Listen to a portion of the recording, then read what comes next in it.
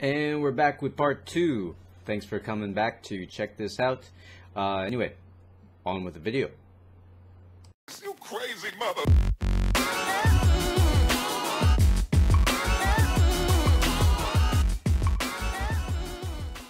Another important thing if you're a beginner is to think in logical steps. So let's imagine you can only say things like hello, goodbye, how are you in the language, but on the list of stuff you'd like to be able to say, you have things like, I thought Stanley Kubrick's 2001 Space Odyssey was a cinematographical masterpiece, which I can barely say in English, but anyway, it doesn't really make a lot of sense to go from hello to that kind of sentence.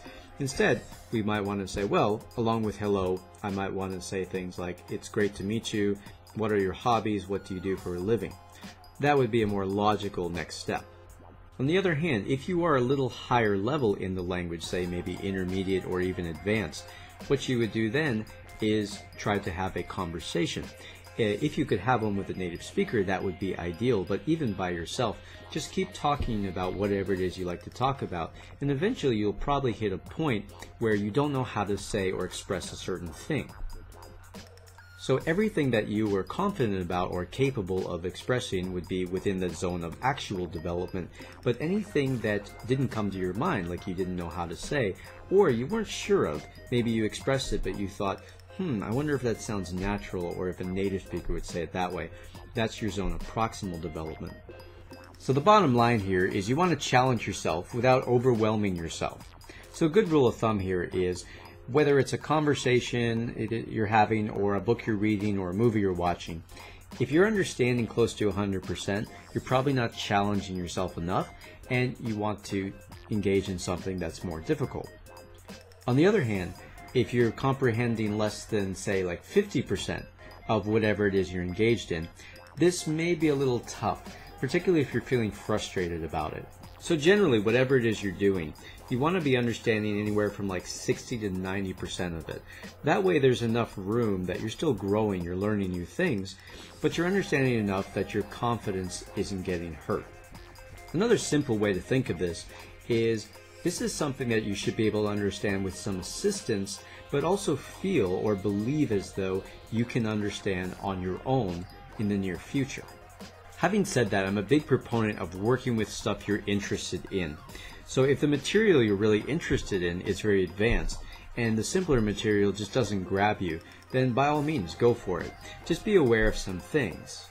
The first thing to be aware of is that, especially at the beginning, your progress is going to be really slow. It's going to take you a long time just to figure out a couple words or a phrase. As a result of this, you're more susceptible to worry about your own abilities and also frustration. Besides interest, another important factor is familiarity. If it's something that you're already knowledgeable about, that will actually make it a little easier for you to learn. So personally, when I started learning Japanese, I started reading this manga called Neon Evangelion. And I don't know if any of you have seen it or read it, but there's a lot of military and like technological terminology in there. And I wasn't particularly interested in that stuff. I just thought it might be a cool manga. It was way too hard. It took me like half an hour just to read one page. I gave up really quickly. On the other hand, as my Japanese started to get better, I started reading some essays in linguistics, and language is something I'm deeply interested in and have some familiarity with. So even though it was quite tough, it was a lot of fun and very inspiring to be able to understand this stuff. Okay, so I'm going to wrap up about here, but a couple quick notes before I finish. I think that this idea of the zone of proximal development demonstrates the importance of, number one, having somebody to teach you.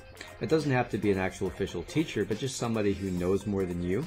And also coupled with that, the importance of feedback, getting some information on your progress. And also, just so you know, this video is not at all meant to discourage people. I'm not saying at all that there's stuff you cannot ever learn. I'm just saying that it's important to be aware of where you're at and what the next logical step from there is. If you follow this pattern, then eventually there is nothing that you can't learn. If you just keep building and building, then the choices start opening up for you and you can really develop, and you can also really develop in a fun way that is fulfilling. Just remember, a key point to keeping motivated and keeping your progress steady is to go just one step beyond that comfort zone. Okay, cool. So thank you for watching this pretty long video. I really appreciate it. As usual, if it was useful, please like it. And if you'd like to see more videos like this, please subscribe. Also, if you're interested in any of the information I provided here, say on Vygotsky or Tharp or Gilmore, I will provide some more information in the description box, so please check it out. Till next time, peace. Plotting for the best, yeah, I'm plotting for the best, coming straight from the dirt. I'm sprouting up a stem, here I come, your success, where you at?